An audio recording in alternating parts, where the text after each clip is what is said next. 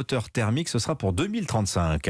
Décision historique de l'Union européenne pour le climat, se félicite l'eurodéputé français Pascal Canfin. La voiture, premier mode de déplacement des Européens, représente un peu moins de 15% des émissions de CO2 totales en Europe. Et puis c'est votre vendredi thématique sur Europe 1 dans tous vos rendez-vous d'infos Europe Matin, Europe Midi, Europe Soir. On vous parle ce matin, aujourd'hui, de la révolte qui gronde en Iran. 42 jours que le pays manifeste pour sa liberté. Ah oui, depuis la mort de Mahsa Amini, 22 ans, arrêté pour port de voile non conforme. Guillaume Dominguez, il y a encore une quinzaine d'années, cette révolte n'aurait jamais pris autant d'ampleur. On le doit aux réseaux sociaux. 15 septembre, un tweet d'Amnesty International annonce la mort de Mahsa Amini. 2 jours plus tard, une violente manifestation éclate à Saguez, sa ville natale. Les forces de l'ordre sont filmées quand elles tirent dans la foule pour disperser les manifestants.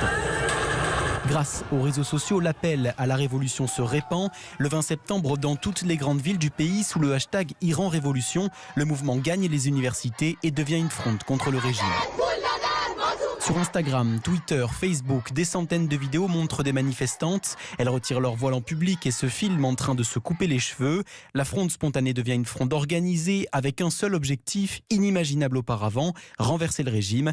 Du jamais vu, selon la sociologue Manaz Shirali. On a vu à quel point les réseaux sociaux étaient capables de canaliser les contestations des jeunes, leur donner des conseils, les organiser. On est en face d'une nouvelle génération des mouvements sociaux. Une génération capable de tenir tête à la propagande gouvernementale grâce à la puissance des réseaux sociaux. Guillaume Dominguez, les vendredis